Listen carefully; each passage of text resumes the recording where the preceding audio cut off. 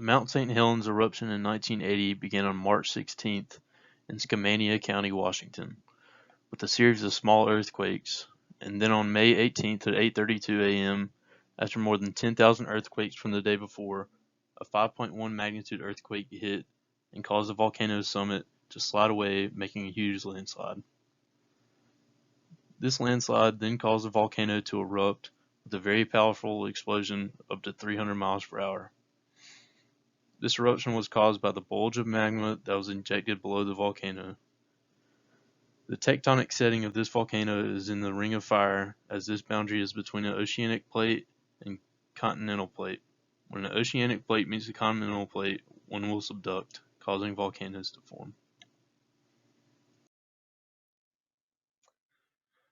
This eruption was the deadliest eruption in U.S. history, killing 57 people.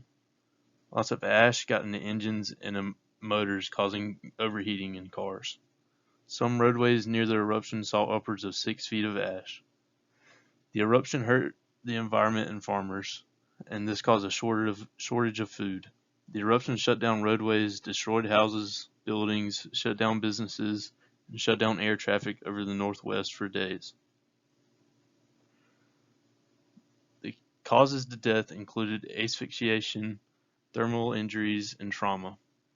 4 indirect deaths were caused by a crop duster hitting power lines during the ashfall, a traffic accident during poor visibility, and 2 heart attacks from shoveling ash. One of the most notable impacts was a huge crater that opened up towards the north side of the volcano. Soon after the eruption, much of the ice and snow melted and created lahars. These lahars flowed down into the nearby river valleys, destroying trees, roads, wildlife, and homes. The ash from the eruption did not have a huge impact on the climate, but gases like sulfur dioxide can cause a decrease in global temperature.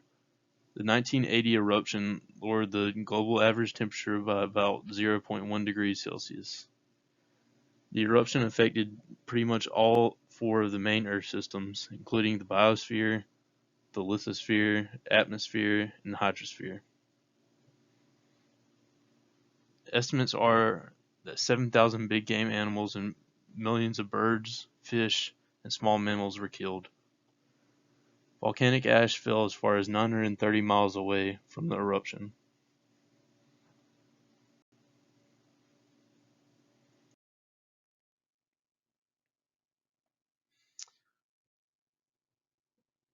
From March 15th to 19th, in 1980, a number of very small earthquakes are recorded, but none are recognized as possible volcanic activity. On March 20th, a 4.1 magnitude earthquake occurred. From the 27th to April 18th, earthquakes and steam-driven explosions occur off and on during this period. On April 29th, state officials asked the governor to close a large area around the volcano. From May 7th to 13th, small explosions of steam and ash are emitted from the volcano, and intermittent earthquakes occur up to a magnitude of 4.9. During the eruption, Mount St. Helens was reduced by over 1,300 feet in height. The debris avalanche and mudflows buried the Tootley Valley to a depth of almost 165 feet deep. The eruption lasted for a total of 9 hours.